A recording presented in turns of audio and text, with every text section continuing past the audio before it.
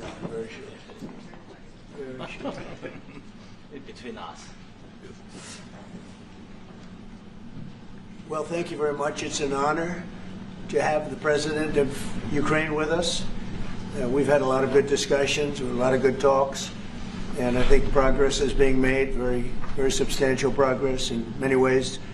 We had a good meeting, as you know, just a short while ago with the President of Russia, and I think there's a possibility that something could come out of it, and today's meeting is very important. We have, I guess, the seven very powerful leaders from Europe, and we're going to be meeting with them right after this meeting, and thank you very much for being here. Thank you so much, Mr. President. If I can, first of all, thank Please. you for invitation, and thank you very much for your efforts, personal efforts to stop killings and stop this war. Thank you. And using this opportunity, many thanks to your wife, First Lady of the United States. She sent a letter to Putin about our children, abducted children, and my wife, she, First Lady of Ukraine, she gave the letter. It's not to you, to your wife. Oh, I want it. Yeah. So we are saying this sensitive topic. Yeah. Yes, please. And thanks to our partners, and that you supported this format. That after our meeting we can have leaders who are around us, UK, France, Germany, Italy, Finland, EU, NATO. I mean, all partners around Ukraine supporting us. Thanks them, and thank you very much for invitation. Thank you very much for being here. President Trump. Right Do you here. think it's fair? Yes, Peter, go ahead. Thank you, President Trump. So, President Zelensky, you say in a post on X today, Russia must end this war, which it itself started. President Trump, you say President Zelensky of Ukraine can end the war with Russia almost immediately if he wants to. Which is it? Yeah, I think that's true. I think we're going to have a meeting. I think if everything works out well today, we'll have a trilat. And I think there will be a reasonable chance of ending the war when we do that. And, is this the end of the road for American support for Ukraine? Is today's meeting deal or no deal? I can never say that. It's never the end of the road. People are being killed, and we want to stop that. So I would not say it's the end of the road. No, I think we have a good chance of doing it. It's been almost 4 years now that a lot of people were killed last week. A lot of people last week. I mean, millions of people killed, but a lot of people last week for whatever reason. A big number, a lot of soldiers, on both sides. And I know the president, I know myself, and I believe Vladimir Putin wants to see it ended. And as you met with Putin on Friday, today you've got President Zelensky here. As you listen to Russia and Ukraine, which side has the better cards right Well, I don't now? want to say that. I'm just here to be, look, this isn't my war. This is Joe Biden's war.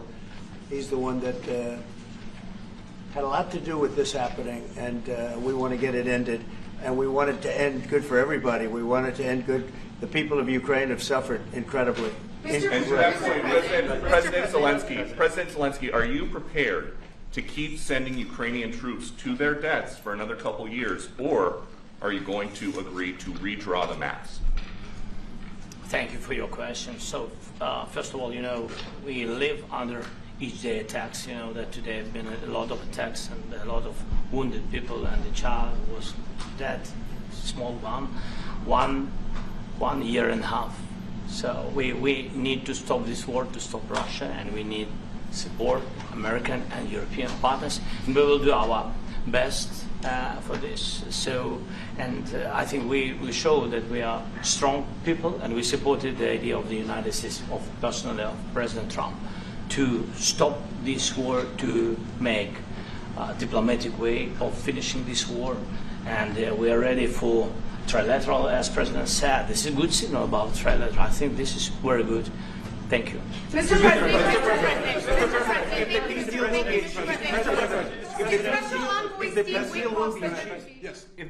if the peace deal will be achieved, are you going to be willing to send American peacekeepers to Ukraine? Well, we're going to work with Ukraine. We're going to work with everybody, and we're going to make sure that if there's peace, the peace is going to stay long term. This is very long term. We're not talking about a 2-year peace and then we end up in this mess again. We're going to make sure that everything's good. We'll work with Russia. We're going to work with Ukraine, and we're going to make sure it works. And I think if we can get to peace, it's going to work. I have no doubt about it. President Zelensky, go ahead. Your team has talked about security guarantees. Could that involve U.S. troops? Would you roll that out in the future? We'll let you know that maybe later today. We're meeting with 7 great leaders of great countries also, and we'll be talking about that. They'll all be involved, but there'll be a lot of help when it comes to security. There's going to be a lot of help. It's going to be good.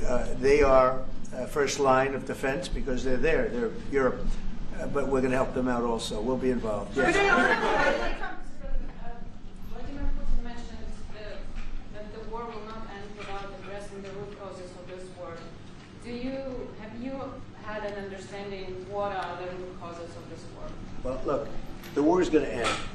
When it ends, I can't tell you, but the war is going to end, and this gentleman wants it to end, and Vladimir Putin wants it to end. I think the whole world is tired of it, and we're going to get it ended. It was, I've done 6 wars. I've ended 6 wars, and I thought this maybe would be the easiest one, and it's not the easiest one. It's a tough one. A lot of reasons for it. And they'll be talking about it for a long time, but they'll be talking about the others. Look, India, Pakistan, we're talking about the big places. When you look at, you just take a look at some of these wars. You go to Africa and take a look at that. Rwanda and the Congo, Republic of the Congo. That's been going on for 31 years. And so we've done a total of 6, and we really have 6, not including the fact that we obliterated, and it turned out to be a total obliteration, the nuclear, as you said, the future nuclear capability of Iran. And this one, I think we're going to get solved also. I feel confident we're going to get it solved. President, guarantees or special envoy put forward? Thank you, Mr. President. Can you tell us about your conversations with European leaders and what they need to see to support an end to the war? Well, we're going to be meeting with a great representative group and 7 very powerful, very big countries, and great people, all friends of mine and friends of yours.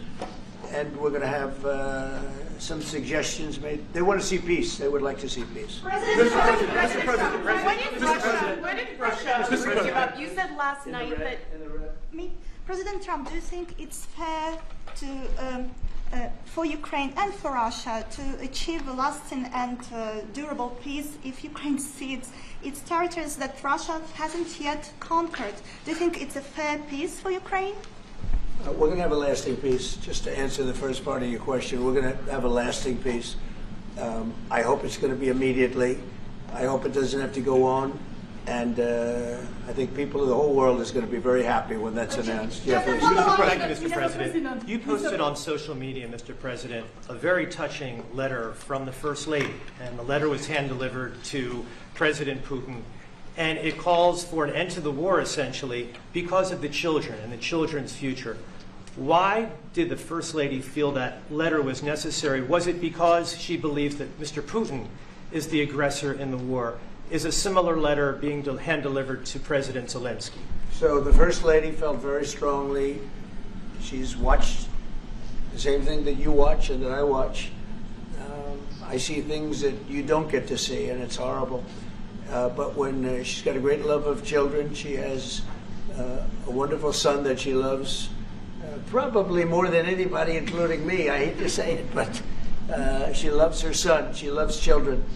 And she hates to see something like this happening, and that goes for other wars too. I mean, she sees the heartbreak, the parents, the funerals that you see on television. Always funerals. We want to see something other than funerals. No, she felt it was a beautiful letter. It was very well received by him, and she did ask me to say, she would love to see this end. She would love to see it end, and she. Says it very openly, very proudly, and with great sorrow because so many people have been killed. Mr.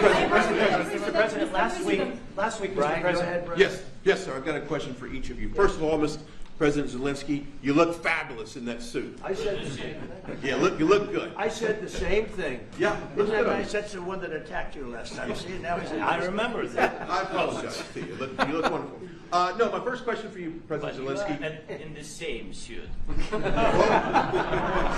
see, I changed your Maybe yours is much better than mine. Real quickly, upon peace, God willing we get peace, are you open to holding an election in your country? Yes, of course. We are open for election, yes.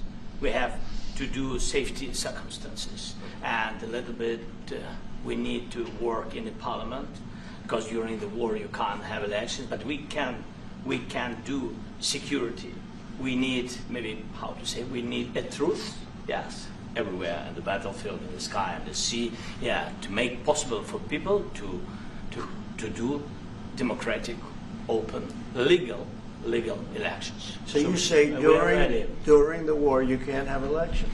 So let me just say 3.5 years from now, so you mean if we happen to be in a war with somebody, no more elections. Oh, that's good. I wonder what the fake You like news is this gonna idea? say. No. Speaking of news, I got a question for you. This sounds insane for me even to ask this, but do you think the American media really doesn't even want a peace deal because they've been so critical of you every step of the way as you lead the charge for peace? It's an amazing phenomenon. I said that if in the settlement you got Moscow, St. Petersburg, and thousands of miles around them, they would say, I made a bad deal. The level of hatred and animosity is incredible. Not with all. I mean, we have great people up here. We also have terrible people up there that I think are told what to say. But, you know, in solving all of these wars, they don't even write about it. You know, I saw major wars. I saw wars that have been going on for 31, 35, and 37, and a couple of quicker ones. One that was going to go into a full-blown deal very quickly. You know what the one I'm talking about. It was a big one. But they don't even write about that. No matter what I do, no matter what, and you know, this is not anything to do with you. It's probably to your advantage in a certain way. But no matter what I do, no matter what deal I make, from my standpoint, you'll come out good. Maybe President Putin will come out good. But they'll say, Trump was absolutely horrible. It's just that, and I've lived with that for a long time. I've lived with it since just before the first election. I used to get great publicity. Now I get the worst publicity anyone's ever gotten in office, but I won in a landslide, so the people understand. They're the only ones that count, ultimately. But I've also had great reporters. I've had journalists that are very good. But it's very sad when you do the right thing. As an example, they said, because of the fact that Vladimir Putin came to American soil, this was a tremendous defeat for Donald Trump. No, it was really wonderful that he did it. It was a hard thing for him to do, to be honest with you. It was the opposite of what they said, but they said it. Now, if he didn't come, they'd say that was also bad for Trump. You know, there's no way. And there's just a great dishonesty of the press, and I think that's why it's lost its credibility. You know, its credibility is at an all-time low. We have a thing going on right now in D.C. We went from the most unsafe place anywhere to a place that now friends are calling me up, Democrats are calling me up, and they're saying, sir, I want to thank you. My wife and I went out to dinner last night for the first time in 4 years, and Washington, D.C. is safe, and you did that in 4 days. I'll tell you, it's safe. I had another friend of mine. He has a son who's a great golfer. He's on tour, and he came in 4th yesterday in the big tournament where Scotty Scheffler made the great shot, and he said his son is going to dinner in Washington, D.C. tonight. I said, would you have allowed that to happen a year ago? He said, no way, no way. He said, what you've done is incredible. And I think the people realize it. But the press says, he's a dictator, he's trying to take over. No, all I want is security for our people. But people that haven't gone out to dinner in Washington, D.C. in 2 years are going out to dinner. And the restaurants the last 2 days were busier than they've been in a long time. Sir, I walked around yesterday with MTG. If you can walk around with D.C. with MTG and not be attacked, the city is safe. Sir, on the security Thank you, Mr. President. Last week you warned of what you called severe consequences if a 30-day ceasefire or any type of ceasefire were not agreed to by Russia. Will there be severe consequences? Does that change because of your meeting with I don't think you need a ceasefire. You know, if you look at the 6 deals that I settled this year, they were all at war. I didn't do any ceasefires. And I know that it might be good to have, but I can also understand strategically why, well, you know, one country or the other wouldn't want it. You have a ceasefire and they rebuild and rebuild and rebuild, and, you know, maybe they don't want that. But if you look at the 6 deals that we made peace, and you know, long-term, long-running wars, I didn't do any ceasefires. Would I like the concept. You know, I like the concept of a ceasefire for one reason, because you'd stop killing people immediately, as opposed to in 2 weeks or 1 week or whatever it takes. But we can work a deal where we're working on a peace deal while they're fighting. They have to fight. I wish they could stop. I'd like them to stop. But strategically, that could be a disadvantage for one side or the other. But all of these deals I made without even the mention of the words ceasefire.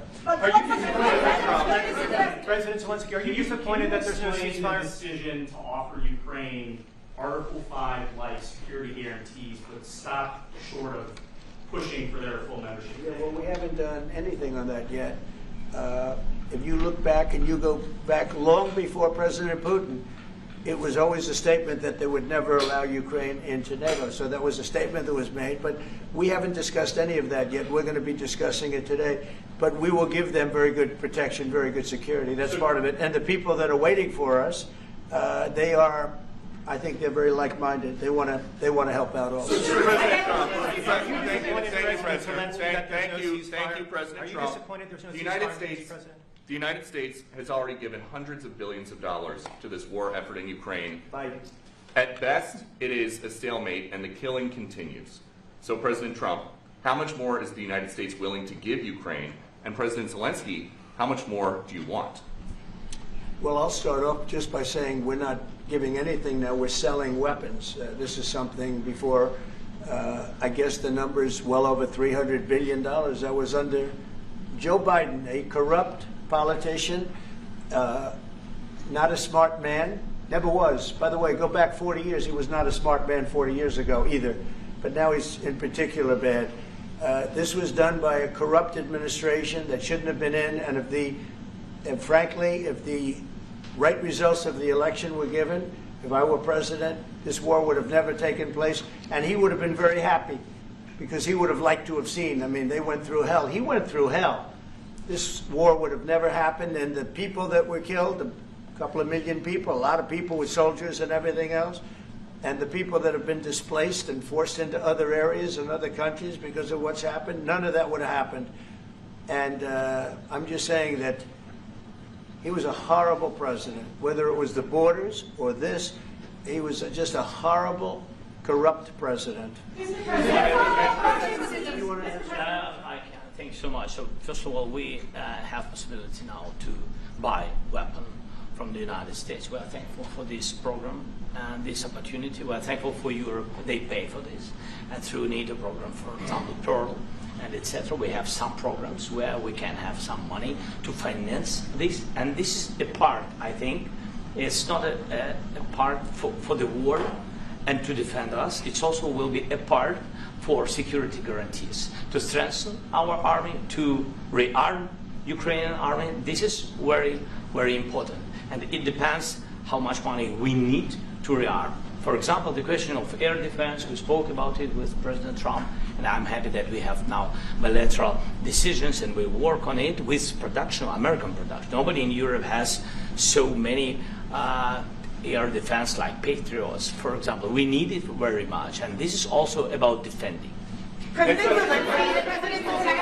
I think, you know, I think the good news, we make the best military equipment in the world by far. You mentioned the Patriots. How good are they? Systems. We have systems, they're literally 100% foolproof. And it's really like shooting 2 bullets, you know, 2 bullets hitting each other in the air in a space like this. The chances, 100%. It's 99 to 100%. So we sell the equipment to NATO. And NATO does what, I don't know what the arrangement is that you have with, but I know that they want you to have the equipment.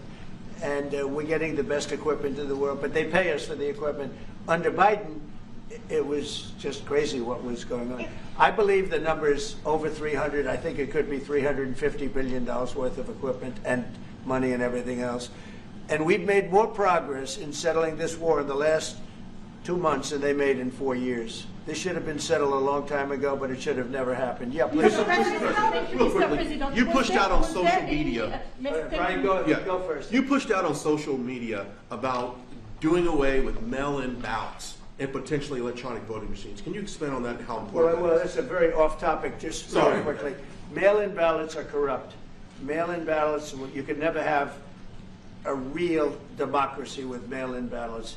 And we, as a Republican Party, are going to do everything possible that we get rid of mail-in ballots. We're going to start with an executive order that's being written right now by the best lawyers in the country to end mail-in ballots because they're corrupt.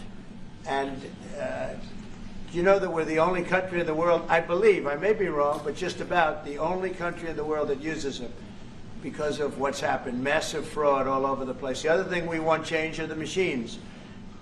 For all of the money they spend, it's approximately 10 times more expensive than paper ballots. And paper ballots are very sophisticated with the watermark paper and everything else. We would get secure elections. We'd get much faster results. The machines, I mean, they say we're going to have the results in 2 weeks. With paper ballots, you have the results that night. Most people, but most people, many countries use paper ballots. It's the most secure form. So between paper ballots, very, very important, paper ballots, and I think maybe even more important, the mail-in voting. We're going to end mail-in voting. It's a fraud. If you have mail-in vote, even Jimmy Carter with this commission, they set it up. He said the one thing about mail-in voting, you will never have an honest election if you have mail-in. And it's time that the Republicans get tough and stop it because the Democrats want it. It's the only way they can get elected. Because with men and women's sports and with transgender for everybody and open borders and all of the horrible things, and now the new thing is they love crime.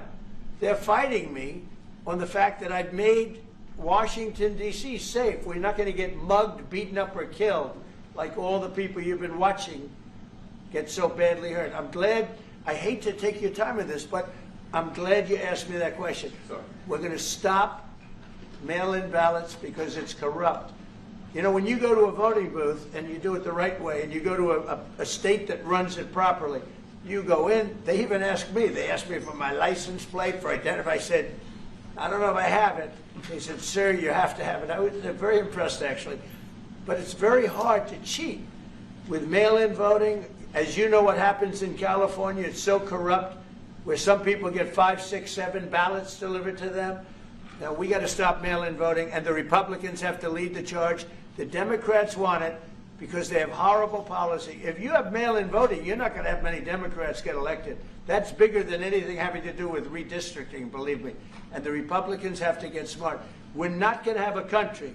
I said for a long time in rallies, you need borders and you need free and fair elections. Those two things. Otherwise, you don't have. We have strong borders now. In 90 days, Mr. President, we didn't have 0 in 3 months. Not one person came in illegally into our country. In fact, even I find that hard to believe, but it's run by a little bit of a liberal group that put out the numbers, so I guess it's, but 0, 0, and 0. You go back a year ago, 2 years ago, 3, millions of people poured into our country. It was terrible. Thank you very much. President Zelensky, what security guarantees do you need from President Trump to be able to make a deal? Is it American troops, intelligence, equipment? What is it? Everything. And really, it includes 2 parts. First, strong Ukrainian army. That's what I began to discuss with your colleagues. And it's a lot about weapon and then people and training missions and intelligence. And second, we will discuss with our partners. It depends on the big countries, on the United States, on a lot of our friends. Mr. President, are you willing to commit American troops to that NATO-like protection in order to get President Zelensky to a deal today? Well, I don't know if you define it that way, but NATO-like, I mean, we're going to give, we have people waiting in another room right now. They're all here from Europe, biggest people in Europe, and they want to give protection. They feel very strongly about it, and we'll help them out with that. I think it's very important. I think it's very important to get the deal done. You've been involved with the peacekeeping in Ukraine since your first day in the administration. What would you say to the Ukrainian people right now who are suffering under the Russian attacks and hoping that the American people will stand with them? Well, I know Ukrainian people. I've known many over the years. They're great people. They're smart. They're energetic. They love their country. I mean, they love their country, and we want to get this war ended. That's all I can do.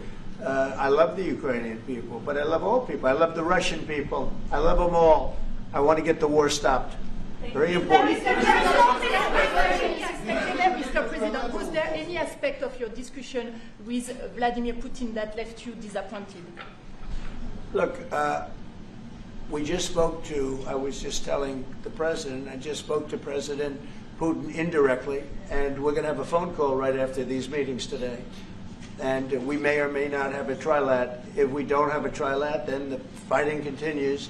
And if we do, we have a good chance. I think if we have a trilat, there's a good chance of maybe ending it. But he's expecting my call when we're finished with this meeting. Thank you very much, everyone.